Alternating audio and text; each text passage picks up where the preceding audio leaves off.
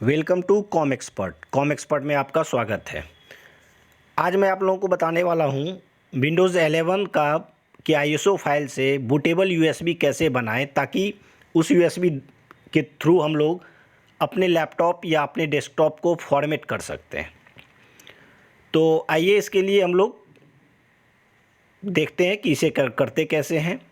तो इसे समझने के लिए वीडियो को अंत तक ज़रूर देखें।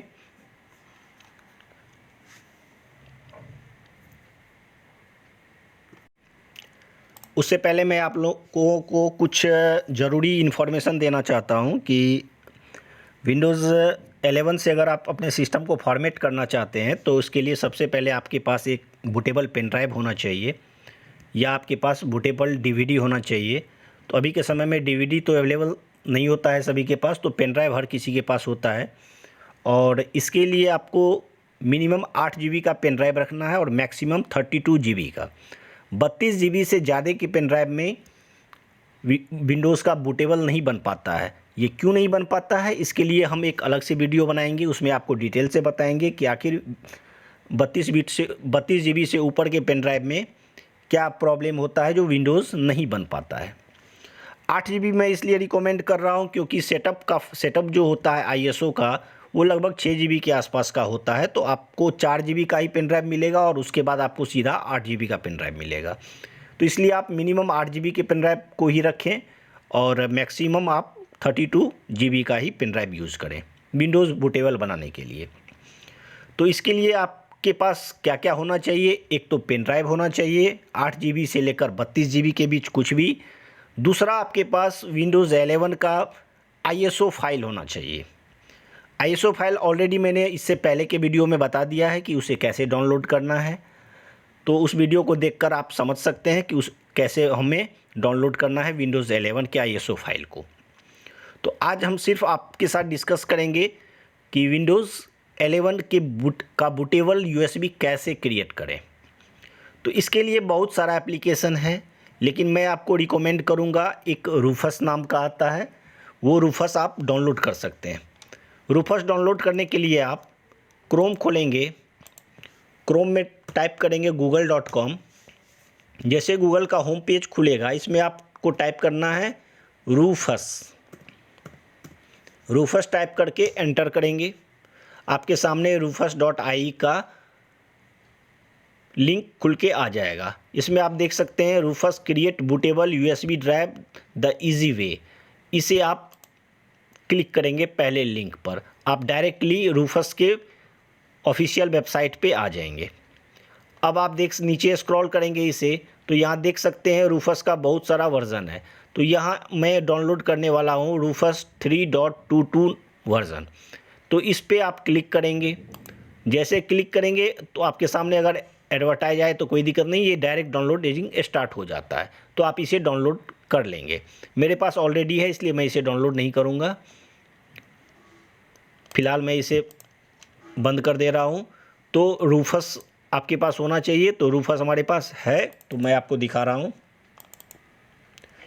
रूफस कुछ इस तरह का होता है। इसे आप राइट क्लिक करेंगे और रन एज एडमिनिस्ट्रेटर पे क्लिक करेंगे, यस करेंगे। आपके सामने रूफस का ये पेज खुल के आ जाएगा। आपको यहाँ ऊपर दिखा रहा है डिवाइस में आप उसके बाद आपको पेन ड्राइव अपने सिस्टम में इंसर्ट कर लेना है। जैसे इंसर्ट करेंगे आप देख सकते हैं मैं रिमूव कर रहा हूँ अपने पेन ड्राइव को, तो यहाँ से डिवाइस वाले जगह से ब्लैंक दिख रहा है, यहाँ कुछ भी नज़र नहीं आ रहा है। जैसे मैं पेन ड्राइव इंसर्ट करूँगा इसमें तो यहाँ ये दिखेगा, अभी नहीं आया है, आएगा। हाँ, अब आप देख सकते हैं 32 GB का हमारा पेन ड्राइव इसमें इंसर्ट हो चुका है। अब यहाँ आपका सेकेंड ऑप्शन आ रहा है बूट सिलेक्शन। पूछ रहा है आपसे डिस्क और आईएसओ इमेज प्लीज़ सेलेक्ट। इसमें ऐसा ही रहने देंगे, इसे कुछ भी चेंजिंग नहीं करेंगे, इसमें इसी ऑप्शन को रहने देना है।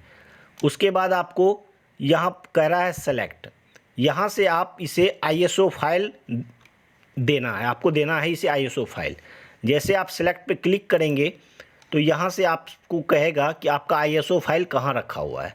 तो आपका जहाँ भी रखा हो वहाँ आप जा कर के उसे ISO फाइल को सिलेक्ट करेंगे और नीचे ओपन करेंगे, आपका ISO फाइल इस सॉफ्टवेयर के अंदर इंसर्ट हो जाएगा। तो हमारा फाइल डेस्कटॉप पे है, तो हम यहाँ से डेस्कटॉप सेलेक्ट कर लेते हैं और यहाँ देख सकते हैं हमने जो डाउनलोड किया था वो विंडोज़ 11 यहाँ है। इसे मैंने सेलेक्ट कर लिया और यहाँ ओपन कर दिया।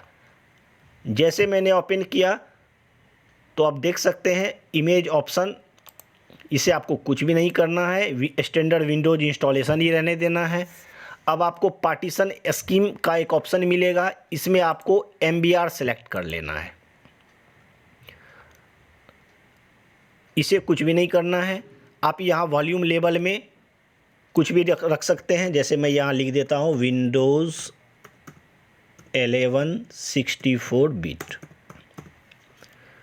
उसके बाद यहाँ आपका फाइल सिस्टम, इसे NTFS ही रहने देना है। उसके बाद आपको यहाँ नीचे स्टार्ट पे क्लिक करना है। जैसे स्टार्ट पे आप क्लिक करेंगे आपके सामने एक ऐसा विंडो खुल के आएगा, विंडोज़ यूज़र एक्सपीरियंस। ये आपको कहता है कस्टमाइज विंडोज़ इंस्टॉलेशन है, क्योंकि आपको मैं यहाँ एक इन्फॉर्मेशन देना चाहता हूँ कि विंडोज़ 11 के लिए को सिस्टम का कुछ रिक्वायरमेंट होता है। उसके लिए विंडोज़ 11 सारे सिस्टम में इंस्टॉल नहीं होता है। इसके लिए सबसे मेन चीज़ जो होता है वो एक TPM 2.0 करके एक टेक्नोलॉजी है बायोस का, एडवांस बायोस का ये फीचर होता है। TPM का मतलब होता है ट्रस्टेड प्लेटफॉर्म मॉड्यूल, और ये इसका वर्जन होता है 2.0। तो ये सबसे इम्पॉर्टेंट होता है, जब ये हालांकि सभी बायोस में नहीं होता है। जितना भी अभी के समय में 8 जनरेशन से ऊपर का लैपटॉप या डेस्कटॉप आता है, ये टेक्नोलॉजी उसमें ऑलरेडी इनबिल्ट होता है, और इसी के अंदर सिक्योर बूट का भी ऑप्शन होता है। तो जब आप बायोस खोलेंगे तो उसमें आप देखेंगे सिक्योर बूट का ऑप्शन आपको मिलेगा, और बहुत सारे बायोस में TPM करके भी आपको अंदर में ऑप्शन मिलेगा बायोस के अंदर। तो ये तो नहीं मिलता है TPM टेक्नोलॉजी सभी बायोस में, ये तो एडवांस फीचर है। अगर आपके पास पेंटियम सिस्टम है, डुअल कोर है, कोर 2 डियो है, या i3 ही है लेकिन 2nd जनरेशन है, 1st जनरेशन है, 3rd जनरेशन है, 4th जनरेशन है, और आपके वो प्रोसेसर जिस मदरबोर्ड में लगा हुआ है वो मदरबोर्ड के बायोस में TPM 2.0 नाम का ये टेक्नोलॉजी नहीं होता है। तो उस कंडीशन में हम क्या करेंगे, हमें इंस्टॉल करना है इसे हमें इंस्टॉल करना है इसे किसी भी प्रोसेसर या किसी भी मदरबोर्ड पर। तो इसी के लिए ये आपसे पूछता है कि आप इसमें क्या चाहते हैं। तो सबसे पहला ऑप्शन आपका आता है remove requirements for 4GB plus RAM. तो ये होता क्या है, आप देख सकते हैं ऑफिशियल वेबसाइट जब आप माइक्रोसॉफ्ट का खोलेंगे और उसमें टाइप करेंगे, यहाँ google.com खोलिए और आप इसमें लिखेंगे विंडोज़ 11 मिनिमम सिस्टम रिक्वायरमेंट, तो आपके सामने ये माइक्रोसॉफ्ट का एक ऑफिशियल वेबसाइट खुल के आएगा। इस वेबसाइट के लिंक पर जैसे आप जाएंगे तो यहाँ आपका माइक्रोसॉफ्ट का ये ऑफिशियल वेबसाइट खुल के आ जाएगा। अब आप इसमें नीचे स्क्रॉल करेंगे तो यहाँ आप देख सकते हैं minimum system requirements and your PC। तो आप ये विंडोज़ 11 के लिए है। तो इसमें सबसे पहले देखिए 1 गीगाहर्ट्ज़ का प्रोसेसर होना चाहिए मिनिमम, रैम आपका 4GB होना चाहिए या उससे ऊपर होना चाहिए, स्टोरेज आपके पास 64GB होना चाहिए। हार्ड डिस्क में जिस ड्राइव में आप इसको इंस्टॉल करना चाहेंगे उसमें मिनिमम 64GB का वो ड्राइव होना चाहिए, उसमें स्टोरेज होना चाहिए। सिस्टम फर्मवेयर में आइए, मैंने जो TPM टेक्नोलॉजी का बात किया था वो इसी के अंदर होता है, और इसके अंदर एक और होता है UEFI का, जिसे यूनिफाइड एक्सटेंसिबल फर्मवेयर इंटरफेस। तो ये भी होना चाहिए, UEFI बेस्ड होता है ये। तो अगर UEFI वाला सिस्टम आपके बायोस में नहीं है तो भी ये इंस्टॉल नहीं होगा। उसके बाद आप देख सकते हैं इसी TPM के बारे में मैंने आपसे बात किया था अभी, ट्रस्टेड प्लेटफॉर्म मॉड्यूल वर्जन 2.0, ये भी होना ज़रूरी है। उसके बाद आपके पास ग्राफिक्स कार्ड होना चाहिए, कॉम्पेटिबल विथ डायरेक्ट X12 और later with WDDM 2.0 driver. Display आपका हाई डिफिनीशन डिस्प्ले 720 पिक्सल का होना चाहिए। उसके बाद internet connectivity and Microsoft account आपके पास होना चाहिए। तो इतना सारा ये इसका रिक्वायरमेंट है, जिसमें से सबसे मेन रिक्वायरमेंट होता है टीपीएम। बाकी तो आप कर लेंगे, लेकिन आपको टीपीएम वाला फीचर सभी मदरबोर्ड में नहीं होता है। तो इसी को हम डिसेबल करेंगे यहाँ से, ताकि ये किसी भी सिस्टम में इंस्टॉल हो जाए। इसके रिक्वायरमेंट को हम लोग ब्लाइंड कर देंगे, यानी उसको ये दिखाना ही नहीं है। उसे ये लगेगा कि इस सिस्टम में ऑलरेडी 4 GB का रैम है, 4 GB से ऊपर का रैम है, और इसमें इसके बायोस में ऑलरेडी TPM 2.0 टेक्नोलॉजी इनबिल्ट है। तो यहाँ आप देख सकते हैं ऑलरेडी 2 ऑप्शन सेलेक्ट है, remove requirements for 4 GB plus RAM, secure boot and TPM 2.0। मैंने सिक्योर बूट का भी जिक्र किया था। तो ये देख रहे हैं ऑलरेडी इसमें टिक लगा हुआ है। अगर टिक ना लगा हो तो इसमें टिक लगा दें, क्लिक करेंगे टिक लग जाएगा। उसके बाद आप देख सकते हैं remove requirements for an online Microsoft account, इसे भी आप रिमूव कर दीजिए, क्योंकि विंडोज़ 11 जब इंस्टॉल होता है, इंस्टॉलेशन के दौरान ये आपसे पूछेगा, प्रोसेस के दौरान एक ऑप्शन आएगा जहां आपसे माइक्रोसॉफ्ट का अकाउंट मांगा जाएगा। तो आप इसे भी डिसेबल कर दें क्लिक करके, इसमें आपको टिक लग जाएगा। जैसे आप इसे इनेबल करेंगे तो इसमें टिक लग जाएगा। उसके बाद आप चाहते हैं create a local account with user name, कि आपको यूज़र नेम डालने की ज़रूरत ना हो, ऑटोमेटिक इस नाम से यूज़र नेम भी क्रिएट हो जाए, तो आप इसे भी इनेबल कर सकते हैं। और यहाँ आप जो भी यूज़र नेम डालेंगे उस यूज़र नेम से आपका यूज़र ऑलरेडी क्रिएट हो जाएगा, आपको यूज़र का ऑप्शन नहीं आएगा। तो मैं इसे ऐसे छोड़ देता हूँ।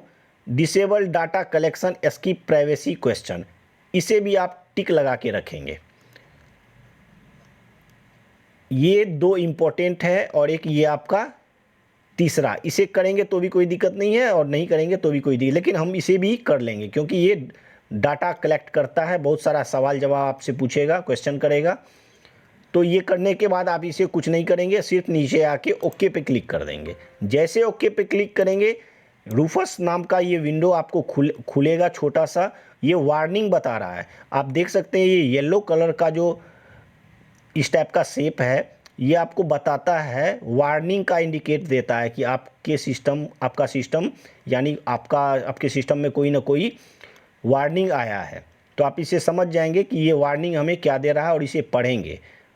वार्निंग में ये लिखा हुआ है all data on device no लेवल, जो पेन ड्राइव का नाम है वहाँ ये शो कर रहा है। ये ड्राइव लेटर है ई, और यहाँ स्टोरेज दिखा रहा है 32 GB विल बी डिस्ट्रॉयड, यानी अगर आप इसे ओके करेंगे तो ये 32 GB का जो आपका पेन ड्राइव इसमें लगा हुआ है, उसमें रखा हुआ सारा डाटा डिलीट हो जाएगा। इसलिए आप विंडोज़ बनाने से पहले, बूटेबल पेन ड्राइव बनाने से पहले, अगर आपके उस पेन ड्राइव में कोई इम्पोर्टेंट डाटा है तो उसे आप किसी लोकेशन में सेव करके रख लें, क्योंकि जैसे ही आप पेन ड्राइव बनाएंगे बूटेबल, वो पहले वाले सभी डाटा को इरेज कर देता है।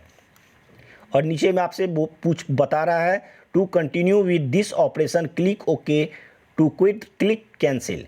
आपको ये आगे बढ़ना है, अगर इस ऑपरेशन को कंटिन्यू रखना है तो आप ओके पे क्लिक करेंगे, नहीं तो आप कैंसिल करेंगे तो ये कैंसिल हो जाएगा। तो हमारे पेन ड्राइव में कुछ भी नहीं है, हमारा पेन ड्राइव बिल्कुल खाली है, तो हम इसे ओके पे क्लिक कर रहे हैं। जैसे ओके पे क्लिक करेंगे आप देख सकते हैं क्लियरिंग MBR। MBR का मतलब होता है मास्टर बूट रिकॉर्ड। तो आप देख सकते हैं क्रिएटिंग फाइल सिस्टम, टास्क 1 से लेके 12 टास्क है, जिसमें अभी टास्क 1 पे है। 12 टोटल 12 टास्क है। 12 टास्क जैसे पूरा होगा ये ग्रीन लाइन यहाँ तक आएगा, उसके बाद फिनिश आएगा। आप वेट करिए, तब तक इसे कंप्लीट होने दीजिए। वीडियो को स्किप नहीं कर रहे हैं, वीडियो कंटिन्यू स्टार्ट ही है।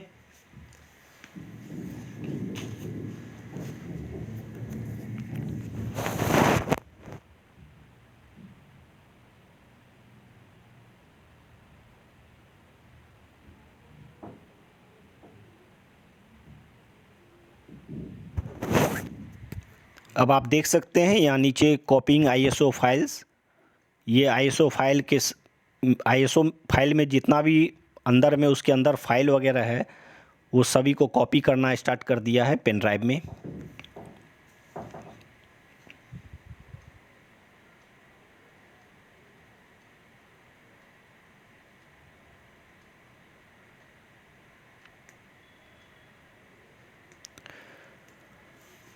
इस तरीके से आप विंडोज़ 11 को किसी भी कंप्यूटर में इंस्टॉल कर सकते हैं, चाहे वो आपका लोअर कंप्यूटर हो, चाहे आपका लेटेस्ट कंप्यूटर हो। आप इसे किसी भी सिस्टम में, जैसे पेंटियम वाले सिस्टम में भी आप इसे इंस्टॉल कर सकते हैं। आप जैसे किसी शॉप पे जाते थे, आपके पास पुराना लैपटॉप होता था, जैसे आज से 5 साल 7 साल पहले का लैपटॉप, तो आपको वहाँ पे उस दुकान पे ये बताया जाता था कि इसमें विंडोज़ 11 इंस्टॉल होगा ही नहीं, क्योंकि उसे प्रोसेस नहीं पता होता है कि विंडोज़ 11 के रिक्वायरमेंट को हम कैसे स्किप करके बूटेबल पेन ड्राइव क्रिएट करें।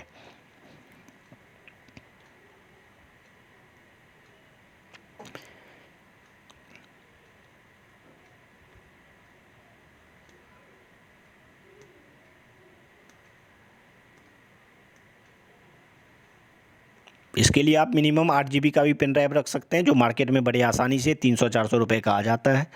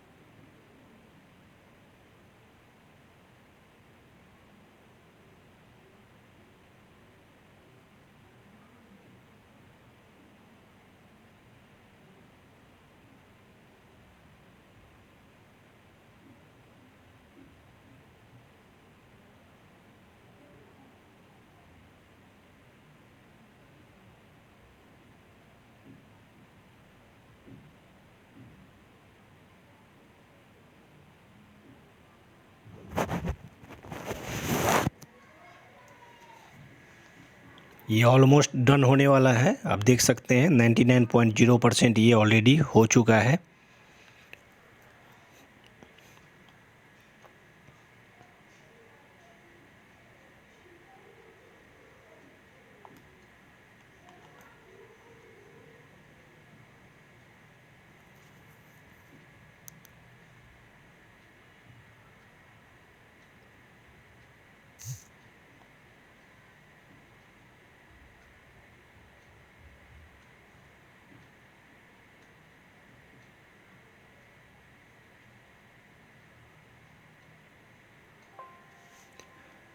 अब देख सकते हैं ये सारा प्रोसेस ऑलरेडी फिनिश हो चुका है। यहाँ आपको रेडी लिखा हुआ आ गया है। इसका मतलब ये है कि आपका पेन ड्राइव जो है वो बूटेबल बन चुका है और वो रेडी कंडीशन में है। अब आप यहाँ से इसे यहाँ क्लिक करके क्लोज पे इसे क्लोज कर देंगे और अब आप पेन ड्राइव रिमूव कर सकते हैं अपने कंप्यूटर से। मैंने रिमूव कर दिया और दोबारा से मैं इसे लगा के दिखाता हूँ आपको दिस पीसी खोल के।